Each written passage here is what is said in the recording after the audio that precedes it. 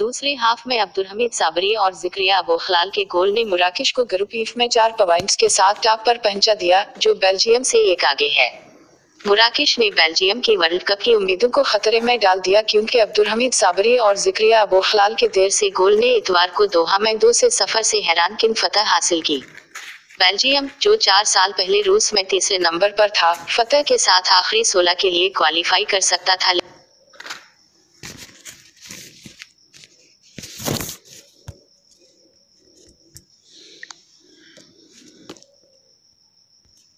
दूसरे हाफ में अब्दुल हमीद साबरी और जिक्रिया अबू खलाल के गोल ने मराकश को ग्रुप ईफ में 4 पॉइंट्स के साथ टॉप पर पहुंचा दिया, जो बेल्जियम से एक आगे है।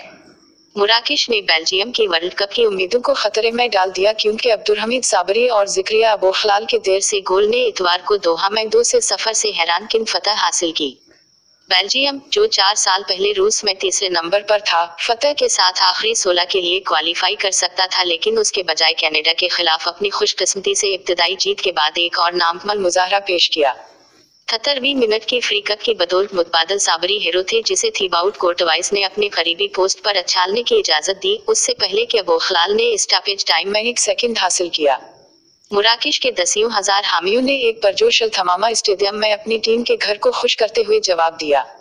मराकश ने बेल्जियम की जगह ग्रुप एफ में सरफहरिस्त है और वो जानते हैं कि वो इन एशियाज के बाद पहली बार नॉकआउट मरहले के लिए क्वालिफाई करेंगे अगर वो जुमेरात को कनाडा के खिलाफ शिकस्त से बच सकते हैं। बेल्जियम, दुनिया की दूसरी दर्जाबंदी की टीम को 2018 के रनर्स को शिकस्त देना होगी। क्रोएशिया से गुजरना यकीनी बनाना। रॉबर्टो मार्टिन्स की उम्र रसीदा टीम पिछले 4 बड़े टूर्नामेंट्स में से हर एक के कम से कम क्वार्टर फाइनल में पहुंच चुकी है। बेल्जियम, जिसके कप्तान एडन हेजर्ड ने एतराफ किया है कि वो 2018 की तरह अच्छे नहीं थे, उसमें चिंगारी की कमी थी और इसे मुतासिर अपोजिशन की तरफ से अदा करना पड़ा। मराकश को कौमी तराने के बाद एक धचका लगा जब गोलकीपर यासीन बोनो ने इशारा किया कि वो नहीं खेल सकेंगे। उनकी जगह तजर्बाकार मुनीर अल-जोई को बाहर भेज दिया गया। एटलस लायंस के शायकीन ने अपने बेल्जियम हम मनसबों को बहुत पीछे छोड़ दिया और उस वक्त राहत की सांस ली जब यूरोपियों ने चौथे मिनट में बरतरी हासिल कर ली। हेजार्ड ने मेची बातशवाई में खेला, जिसकी कोशिश को सख्त जाविया से मुनीर ने बाहर रखा। बेल्जियम ने इब्तिदाई तबादले पर गलबा हासिल किया, लेकिन मराकश ने गोल पर शॉट को संभाला जब हुकीम ज़ैच ने फासले से गोल किया। मराकश को एतमाद हासिल हुआ। अफ्रीकी साइड ने मुकाबले में इजाफा जारी रखा और बेल्जियम में पैदा होने वाले सेलम अमल्लाह ने स्टैंड्स में वाली कर दी, उससे पहले कि अचराफ हकीमी ने हद से दूर एक काबिल मौके जाया कर दिया।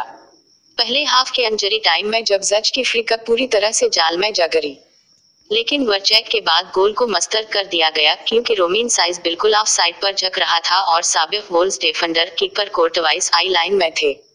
दोनों टीमों ने दूसरे दूर का शानदार आगाज किया। ज़ैच ने बराह रास्त कोर्टवाइस पर गोली मारी और हेजार्ड ने मुनीर को अपने करीबी पोस्ट पर बचाया।